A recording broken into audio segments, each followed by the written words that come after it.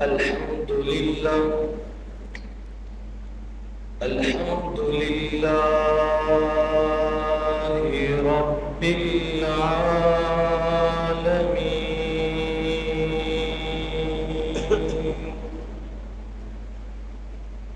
والصلاة والسلام على رسوله النبي الكريم،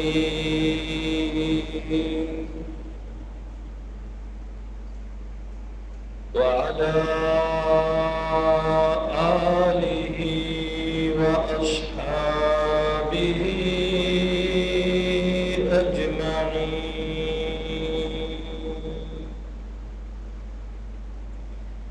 أما بعد، فأعوذ بالله من الشيطان الرجيم.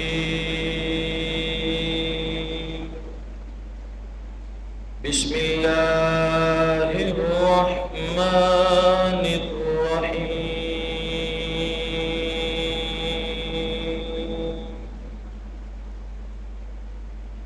إن الله وملائكته يصلون على النبي، يا الذين آمنوا صلوا عليه وسلموا تسليما. وقال النبي صلى الله عليه وسلم: من صلى علي واحدة صلى الله عليه عشرا. صدق الله ورسوله النبي الكريم. اللهم صل على محمد وعلى آل محمد، كما صليت على إبراهيم وعلى آل إبراهيم إنك حميد مجيد. اللهم بارك على محمد وعلى آل محمد، كما باركت على إبراهيم وعلى آل إبراهيم إنك حميد مجيد. لاکھوں سلام اس آقا پر بت لاکھوں جس نے توڑ دیے، لاکھوں سلام اس آقا پر بت لاکھوں جس نے توڑ دیے. دنیا کو دیا پیام سکون، طوفانوں کے رخ موڑ دیے. اس محسن اعظم نے کیا کیا نہ دیا انسانوں کو، دستور دیا منشور دیا، کئی راہیں دی کئی موڑ دیے. انتہائی واجب الاحترام، قابل صد تکریم و تعظیم سامعین گرامی قدر، خالق کائنات نے مخلوق کو مختلف احکامات اور اوامر کا پابند کیا ہے. عبادات کا حکم دیا، اطاعت کا حکم دیا، حلال حرام کی پہچان کرنے کے احکامات صادر فرمائے۔ جتنے بھی احکامات ہیں، جتنی بھی عبادات ہیں، وہ سب کی سب مخلوق کے لیے۔ فرمایا اقیموا الصلاۃ، تم نماز قائم کرو، آتوا الزکوٰۃ، تم زکوٰۃ ادا کرو، اتموا الحج، تم حج پورا کرو، والعمرۃ، عمرہ پورا کرو، کتب علیکم الصیام، تم پر روزے فرض کیے گئے، روزے رکھو۔ جتنے بھی احکامات ہیں وہ سارے کے سارے مخلوق کو کرنے کے لیے دیے۔ جتنی بھی عبادات ہیں ان سب کا حکم مخلوق کے لیے ہے، لیکن ایک عمل ایسا ہے کہ جس کے کرنے کے لیے جب اللہ نے مخلوق کو حکم دیا تو ترغیباً فرمایا کہ یہ عمل وہ ہے جو خالق کائنات خود بھی کرتا ہے۔ فرمایا ان اللہ وملائکتہ یصلون علی النبی، بے شک اللہ اور اس کے فرشتے نبی پر درود بھیجتے ہیں۔ یا ایھا الذین آمنوا صلوا علیہ وسلموا تسلیما، تم بھی ان پر درود و سلام بھیجا کرو۔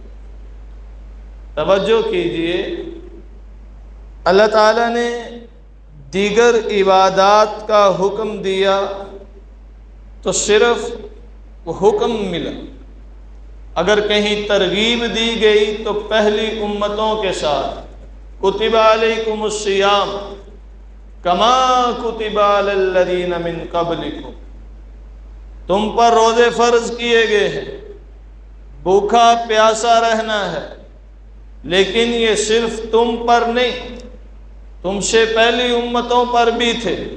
ترغیب ہے کہ اگر وہ کر سکتے ہیں تو تم بھی کر سکتے ہو۔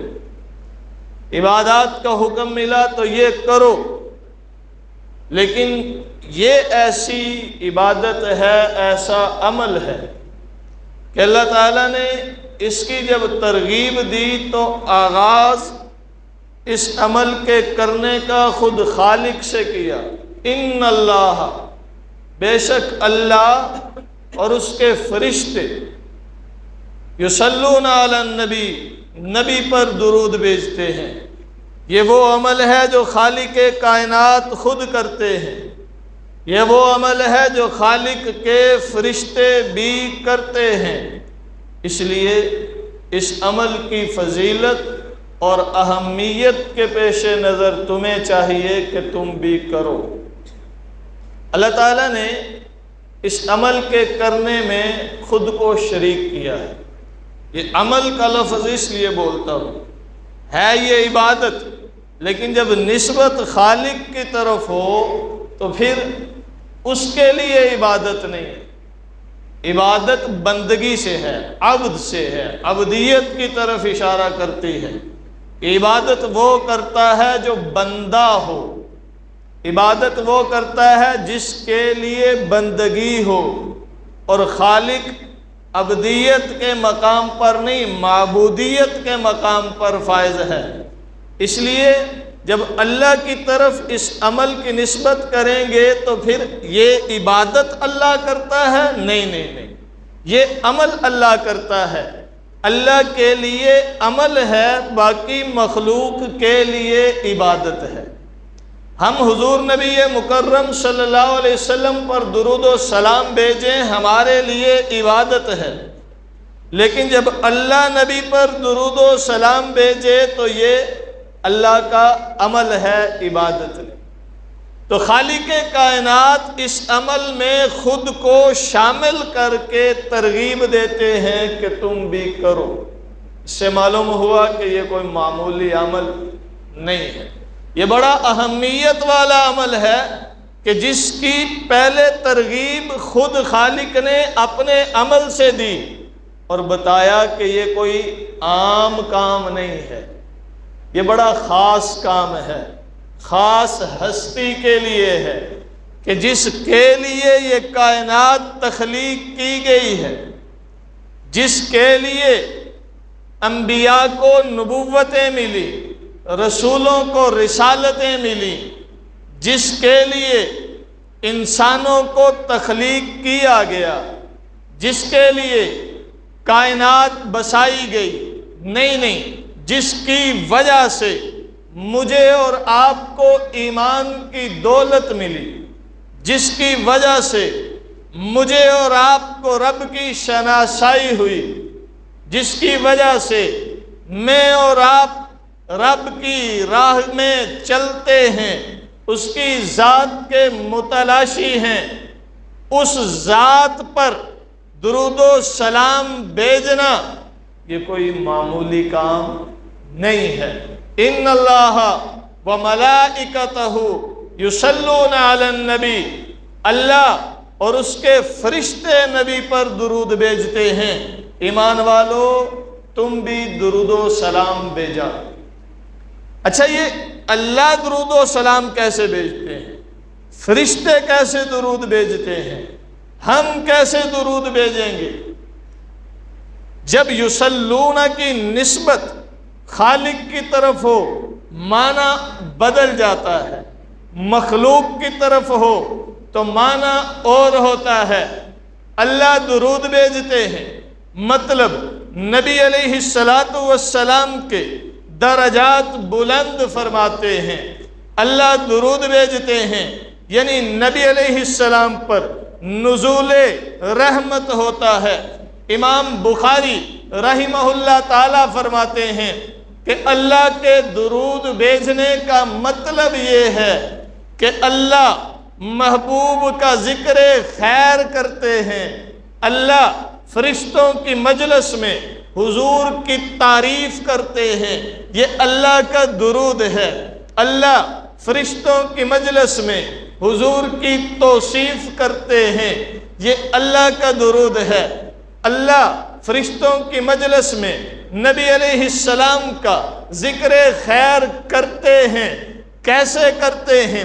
اللہ اس اسلوب کو، اس طرز کو قرآن میں بھی بیان فرماتے ہیں۔ یقیناً اللہ تعالیٰ فرشتوں کی مجلس میں بتاتے ہوں گے کہ میں نے اپنے محبوب کو بنایا تو سب سے حسین بنایا، میں نے اپنے محبوب کو بنایا تو سب سے پیارا بنایا، میں نے امام الانبیاء کو تخلیق کیا تو ساری انسانیت پر فوقیت بخشی، میں نے اس کا ایک ایک عضو کمال کا تخلیق کیا۔ پھر جب میں نے اس کی زلفوں کا ذکر کیا تو قرآن میں اسے شامل کیا، واللیل کہہ کر میں نے اس کے مکھڑے کا ذکر کیا تو قرآن میں شامل کیا، والضحیٰ کہہ کر میں نے اس کے کشادہ سینے کا ذکر کیا تو قرآن میں شامل کیا، الم نشرح لک صدرک کہہ کر میں نے اس کے ہونٹوں کا ذکر کیا تو قرآن میں شامل کیا، شفتین کہہ کر میں نے اس کی آنکھوں کا ذکر کیا تو قرآن میں شامل کیا، ما زاغ البصر کہہ کر میں نے محبوب کے ایک ایک عضو کو اتنا کمال کا بنایا کہ اس میں کوئی عیب نہیں رہا، اس میں کوئی نقص نہیں رہا، اس میں کوئی کمی اور خامی نہیں رہی۔ اللہ فرشتوں کی مجلس میں نبی کی تعریف اور توصیف جو کرتے ہیں وہ نبی پر درود ہے اللہ کا، بقول امام بخاری رحمہ اللہ۔ اور فرشتوں کا درود کیا ہے؟ فرشتے حضور نبی مکرم صلی اللہ علیہ وسلم کے لیے رحمت طلب کرتے ہیں، مولا حضور پر رحمت نازل فرما، ایمان والو تم بھی نبی پر درود و سلام بھیجا کرو۔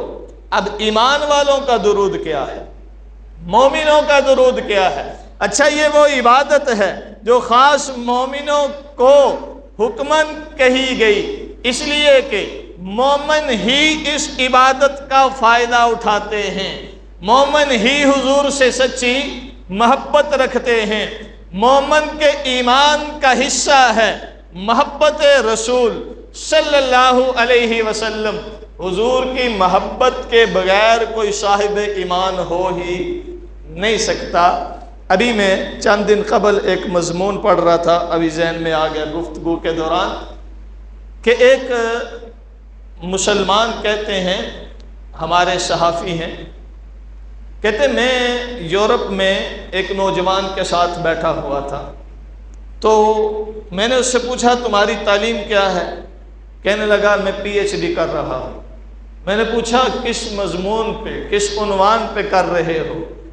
کہنے لگا میں مسلمانوں کی شدت پسندی پر پی ایچ ڈی کر رہا ہوں، کہ مسلمانوں میں یہ شدت پسندی کیوں ہے اور اس کا یہ اثر کب تک باقی ہے۔ یوں کہہ لیجیے کہ مسلمانوں میں اسلام کی جنونیت کا سبب کیا ہے۔ میں نے پوچھا تم نے کیا نتیجہ نکالا؟ تو وہ غیر مسلم جو پی ایچ ڈی کر رہا تھا کہنے لگا مسلمان نماز میں شدت نہیں کرتے، قرآن میں اتنے شدت پسند نہیں، حج کے بارے میں شدت پسند نہیں، توحید کے بارے میں شدت پسند نہیں ہے، اجتماعی بات، عقائد میں یہ شدت پسند نہیں، عبادات میں یہ شدت پسند نہیں، لیکن نبی کے نام پر یہ شدید واویلا کرتے ہیں۔ اگر حضور کی گستاخی ہو جائے یہ برداشت نہیں کرتے۔